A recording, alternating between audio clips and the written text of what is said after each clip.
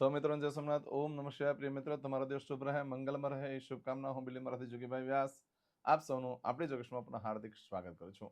મિત્રો, આજ રોજ જોઈશું આજનું શુભ પંચાંગ. આજે તારીખ છે 21/1/2026 ને બુધવાર. આજના દિવસને ગૌરી તૃતીયા તરીકે ઓળખવામાં આવે છે. આજે પંચક પણ છે. પંચક ગઈકાલથી શરૂ થઈ ગયા છે અને આજના દિવસે ખોડલ ધામની પ્રતિષ્ઠાનો પણ દિવસ છે.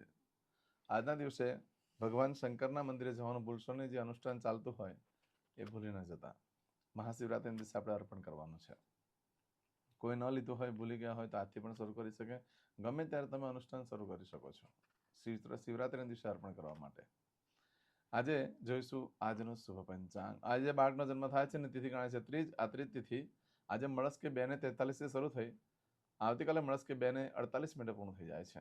આજે બાળકનો જન્મ થાય છે. નક્ષત્ર ગણાય છે ધનિષ્ઠા. આ ધનિષ્ઠા નક્ષત્ર આજે બપોરે 1:59 પૂર્ણ થઈ જાય છે અને ત્યાર પછી જે બાળકનો જન્મ થાય એનું સતત તારકા નક્ષત્ર ગણાશે. આજે જે બાળકનો જન્મ થાય છે એનો યોગ ગણાય છે વ્યતિપાત. આ વ્યતિપાત યોગ આજે સાંજે 6:59 પૂર્ણ થઈ જાય છે. મિત્રો, આ વ્યતિપાત યોગ જ્યારે હોય, શ્રીનારાયણ ભગવાનને પાણી ચડાવતી વખતે એમાં સફેદ તલ નાખીને અર્ઘ્ય આપવું. એનાથી જીવનમાંથી ઉત્પાત નીકળી જશે અને રોગિષ્ટ જીવનમાંથી મુક્તિ મળશે.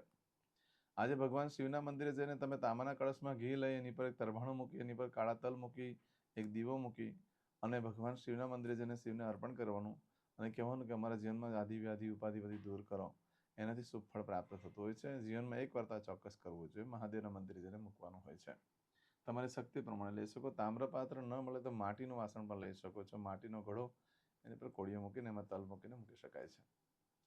ઘી જે છે તે કોથળીમાં પેક કરીને રાખવાનું. તલના તાંબાના લોટામાં મૂકો કે પછી કળશમાં મૂકો, તો જેથી કરીને વસ્ત્ર પાત્ર બગડે નહીં. તો વ્યતિપાત યોગ છે આજે બપોરે 12 વાગ્યા પહેલા આટલું કરી દેવું. સાંજે 6:59 પછી જે બાળકનો જન્મ થાય એનો વરિયાન યોગ ગણાશે. આજે જે બાળકનો જન્મ થાય છે એનું કરણ ગણાય છે તૈતિલ. તૈતિલ કરણ આજે બપોરે 2:49 પૂર્ણ થઈ જાય અને ત્યાર પછી જે બાળકનો જન્મ થાય એનું ઘર કરણ ગણાશે. આજે જે બાળકનો જન્મ થાય છે એની રાશિ ગણાય છે મકર. મકર રાશિની અક્ષર આવે છે ખને. જો મકર રાશિનો સ્વામી શનિ ગણાય છે. પરંતુ મિત્રો, આ મકર રાશિ જે છે આજે મળસ્કે 1:36 પૂર્ણ થઈ જાય છે. જો ધ્યાન રાખો, રાશિ બદલાય છે. આજે મળસ્કે 1:36 પહેલા જે બાળકનો જન્મ થયો એની રાશિ મકર ગણાશે. પરંતુ આજે સવારે 1:36 પછી જેનો જન્મ થાય મળસ્કે 1:36 પછી એની રાશિ કુંભ ગણાશે. કુંભ રાશિનો અક્ષર આવે છે ગ સ સ. કુંભ રાશિનો સ્વામી શનિ ગણાય છે. આ કુંભ રાશિ આજે મળસ્કે 1:36 શરૂ થાય છે અને 23 તારીખે સવારે 8:34 પૂર્ણ થાય છે. એટલે ત્યાં સુધી જે બાળકોનો જન્મ થાય બધાની રાશિ કુંભ ગણાશે. રાશિ, તિથિ, વાર, નક્ષત્ર, યોગ, કરણનું બહુ જ મહત્વ છે જીવનમાં. એને ચોક્કસ પ્રમાણે પૂજા વિધિ કરી લો તો જીવન તમારું સરળ બની જશે અને જીવનમાં ખૂબ પ્રગતિ થાય છે. એનાથી ચોક્કસ કરી લો. આજે જે કોઈ મારા સબસ્ક્રાઇબ મિત્ર, મારા ઘર પરિવારમાંથી કોઈ પણ સદસ્યની વર્ષગાંઠ છે, મેરેજ એનિવર્સરી છે, બધાને મારી ઘણી ઘણી શુભકામના. તમારા જીવનમાં ખૂબ પ્રગતિ ઉન્નતિ થાય. ભગવાન શંકર તમારી બધી મનોકામના પૂર્ણ કરે હું સોમનાથ દાદાને પ્રાર્થના કરું છું. આજે સવારમાં ઉઠી આજનું સુકન કરી લો. આખું વર્ષ તમારું સુંદર રીતે વ્યતીત થશે.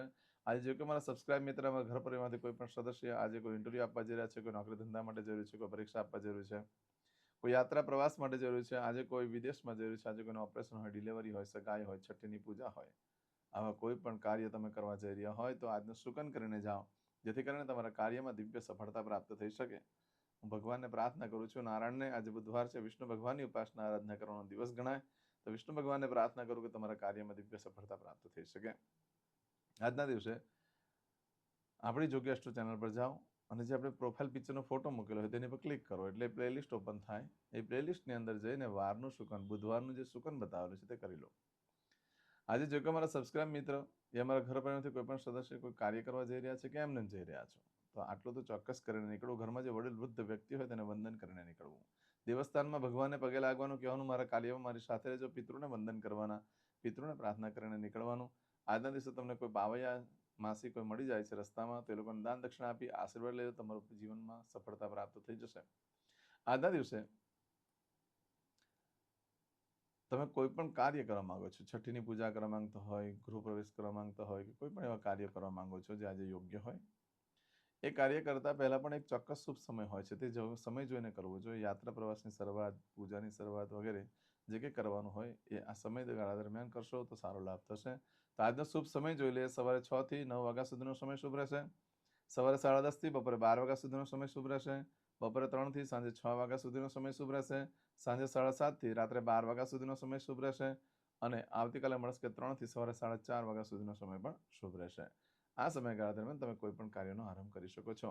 પરંતુ મિત્રો, આજનો દિવસ અશુભ છે. એટલે માટે ન કોઈ ખરીદી કરશો, ન કોઈ વેચાણ કરશો, ન કોઈ કાર્યનો પ્રારંભ કરશો. આજનો દિવસ પૂજા વિધિ કરવા માટે, અનુષ્ઠાન કરવા માટે, એવા બધા કાર્યો કરવા માટે ચાલે એમ છે. પણ જે વ્યવહારિક રીતે, આર્થિક રીતે કે ધંધા વેપારની દ્રષ્ટિની વસ્તુમાં છે, કોઈ લાંબા યાત્રા પ્રવાસની બાબત છે, તો આજે પ્રારંભ ન કરશો, એમાં નુકસાન થઈ શકે એમ છે.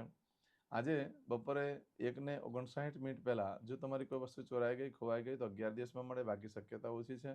તેમજ આજે સવારે 11:59, આજે બપોરે 1:59 થી લઈ આવતીકાલે બપોરે 2:28 સુધીમાં જો કોઈ વસ્તુ ચોરાઈ જાય છે, ખોવાઈ જાય છે, તો 11 દિવસમાં મળવાની શક્યતા રહેશે. આ સમયગાળા દરમિયાન તમારી કોઈ વસ્તુ ખોવાઈ જાય, ચોરાઈ જાય, તો આટલા દિવસમાં મળશે. બાકી આજે દિવસ અશુભ છે, એટલે ન વસ્ત્ર ધારણ કરી શકાય, ન કોઈ પણ પ્રકારના કાર્યોનો આરંભ કરી શકાય. આજના દિવસે પૂજા વગેરે કરવા માટે ઉત્તમ દિવસ રહેશે. ચમચીમાં પાણી લઈ લો. અદ્યતન માસનમ માસોત્તમ બ્રહ્મ પવિત્ર મહામાસે શુભે શુક્લ પક્ષે તૃતીયાયામ ગૌરી તૃતીયાયામ સૌમ્યવા સંવિત્તાયામ. હવે દરેક જણા પોતાનું સાચું નામ બોલી દો. તમારું ગોત્ર ખબર હોય તો ગોત્ર બોલી દેવાનું.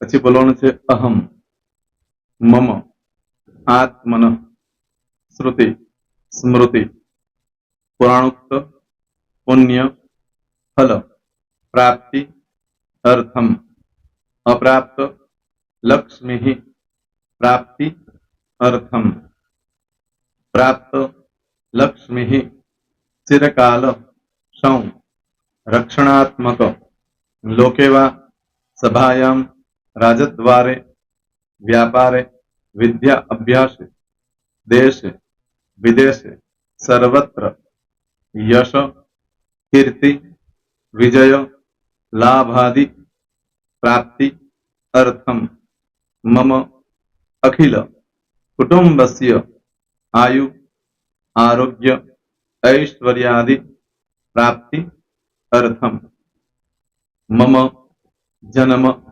समय, तथा च विप्र, वृंदानां, जन्म, समय, जन्म, कुंडली, मध्ये, स्थित, ग्रहः, गोचर, ग्रहः, महादशा, अंतर्दशा, प्रत्यंतर्दशा, तथा च योग, युति, दृष्टि, मध्ये, शुभ फल, प्राप्ति, अर्थम, भय, रोग, शत्रु, बाधा, दोष, मारण, तारण, मंत्र, तंत्र, अरिष्ट, दोष, पीड़ा, निवृत्ति, अर्थम, भूत, प्रेत, पिशाचादि द्वारा रचित अरिष्ट, दोष, निवृत्ति, अर्थम, मम,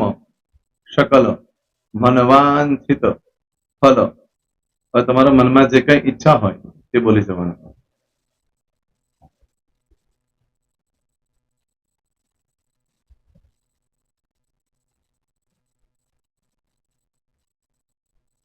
બોલવાનું અનુસારતઃ सकल मनवांछित फल प्राप्ति अर्थम. હવે જે બરકતની પૂજા વાળા છે એ લોકો તો આ બધું બોલવાનું જ હોય છે, એ લોકો માટે કોઈ સ્પેશિયલ નથી. પણ જે લોકોએ હવે જે કહું છું તે લોકોએ જ બોલવાનું. જેના લગ્ન થઈ ગયા હોય એ લોકોએ બોલવાનું છે. મમ દાંપત્ય જીવન મધ્યે સુખાકારી પ્રાપ્તિ અર્થમ પુત્ર પૌત્રાદિ સંતતિ પ્રાપ્તિ અર્થમ. આ સંતાન પ્રાપ્તિ વાળા માટે પણ આવી જાય છે. દીર્ઘ આયુ આરોગ્ય ऐश्वर्यादि પ્રાપ્તિ અર્થમ. તથા ચ હવે જેના લગ્ન નથી થયા તે લોકોએ બોલવાનું. મમ જટટી વિવાહ યોગ પ્રાપ્તિ અર્થમ વિવાહ પશ્ચાત દાંપત્ય જીવન મધ્યે સુખાકારી પ્રાપ્તિ અર્થમ. હવે જે લોકોને સંતાન પ્રાપ્તિ નથી જે લોકોને સંતાન પ્રાપ્તિ છે કરવી છે એ લોકોએ બોલવાનું. મમ દાંપત્ય જીવન મધ્યે સુખાકારી પ્રાપ્તિ અર્થમ તથા ચ દીર્ઘ આયુ આરોગ્ય ઐશ્વર્યાદિ સમન્વિત સંતતિ સુખ પ્રાપ્તિ અર્થમ. હવે જે અભ્યાસ કરી રહ્યા છો છોકરા વિદ્યાર્થીઓ છે તે લોકોએ બોલવાનું છે. મમ વિદ્યા અભ્યાસ મધ્યે ઉત્તરો ઉત્તર પ્રગતિ ઉન્નતિ સાનુકૂલતા પૂર્વક દિવ્ય સફળતા પ્રાપ્તિ અર્થમ. હવે જે લોકો વિદેશમાં જવા માંગતા હોય કે સીટમાં જવા માંગતા હોય, મતલબ ભારત દેશની બહાર જઈને ધંધો વેપાર કરવા માંગતા હોય એ લોકોએ, અથવા વિદેશ જવા માંગતા હોય કાયમ માટે, એ લોકોએ બોલવાનું છે. મમ જટટી વિદેશ ગમન યોગ પ્રાપ્તિ અર્થમ વિદેશ ગમન કાર્ય મધ્યે સાનુકૂલતા પૂર્વક દિવ્ય સફળતા પ્રાપ્તિ અર્થમ. આરોગ્ય વાળા બોલવાનું છે, જેને આરોગ્યની પૂજા આપેલી હોય એ લોકોએ. એમ તો દરેક જણા જ બોલવાનું. બોલો. મમ આયુ આરોગ્ય ઐશ્વર્યાદિ પ્રાપ્તિ અર્થમ.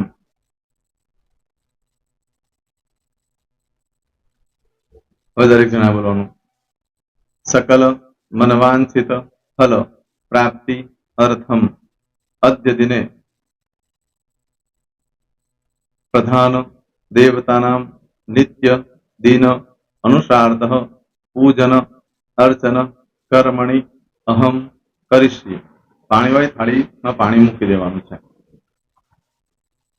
હવે તમારી બધી પૂજા જે મેં આપેલી છે એ પૂજા થઈ જાય, અથવા તો તમે રોજ પૂજા કરતા છો, મારી પાસેથી નથી લઈ ગયા, એ પૂજા થઈ જાય પછી ફરી પાછી ચમચીમાં પાણી લેવાનું. અહીંયા વિડીયોને સ્ટોપ કરી દેવાનું. પૂજા પતે એટલે પાછું આગળનું કરવાનું છે. અહીંયા વિડીયો સ્ટોપ કરી દેવાનું અને પૂજા પતે એટલે બોલવાનું છે. વિષ્ણવે વિષ્ણવે વિષ્ણવે નમો નમઃ વિષ્ણુ સ્મરણા સર્વમ પરિપૂર્ણ અસ્તુ. એતાની ગંધ પુષ્પ ધૂપ દીપ નૈવેદ્ય તાંબૂલ પ્રદક્ષિણા સહિત પ્રણુ મમ સકલ મનવાંછિત ફલ પ્રાપ્તિ અર્થમ પૂજન અર્ચન પ્રિયતાન નમમ. પાણી મૂકી દેવાનું, પાછું પાણી લેવાનું. પૂજન અર્ચન બ્રહ્માર્પણમસ્તુ. નીચે જમીન પર પાણી મૂકો, એમાં આંગળી ઘસી કપાળમાં તિલક કરી દો. કપાળમાં જમીન પર પાણી મૂક્યું છે એમાં. ત્યાર પછી ભગવાનને કહેવાનું કે હે પ્રભુ, આજે પૂજા કરતા કઈ પણ પ્રકારની ભૂલચૂક થઈ ગઈ હોય તમને ક્ષમા કરજો. અમે તમારા બાળક છીએ પ્રભુ, તમારો ખૂબ આભાર માનું છું. આજે મારી પાસે તમારી પૂજા કરાવી, મારી મનોકામના પૂર્ણ કરી. પ્રાર્થના કરી દો. જગ્યા પરથી ઉભા થઈ શ્રીનારાયણ ભગવાનને પાણી ચડાવી દો અને નિત્ય કર્મ જે કરતા હોય તે કરો. જય સ્વામિનારાયણ. તમારો દિવસ શુભ રહે. તમે અને તમારો પરિવાર સુખી રહે, સંપન્ન રહે, સુરક્ષિત રહે, એ ભગવાન સોમનાથ દાદાને પ્રાર્થના. તો મિત્રો, તમે મારા વિડીયોને લાઈક ના આપી હોય તો સૌથી પહેલા લાઈક આપી દો. અને ત્યાર પછી જો તમે મારી આ ચેનલ સબસ્ક્રાઇબ ન કરી હોય તો સૌથી પહેલા સબસ્ક્રાઇબ કરી લો અને બેલ આઇકોન ઓલ પર ક્લિક કરવાનું ભૂલશો નહીં, જેથી કરીને સૌથી પહેલા નવી વિડીયો જે કંઈ મૂકું એ તમને મળે. મિત્રો, કંઈ પણ મૂંઝવણ હોય તો મને આ નંબર પર તમે ફોન કરીને પૂછી શકો છો. મારો મોબાઈલ નંબર છે 9825546459. મિત્રો, કોમેન્ટ્સમાં જય સોમનાથ લખવાનું ભૂલશો નહીં. ફરી પાછા નવા વિડીયો સાથે મળીએ. ત્યાં સુધી સૌને જય સોમનાથ.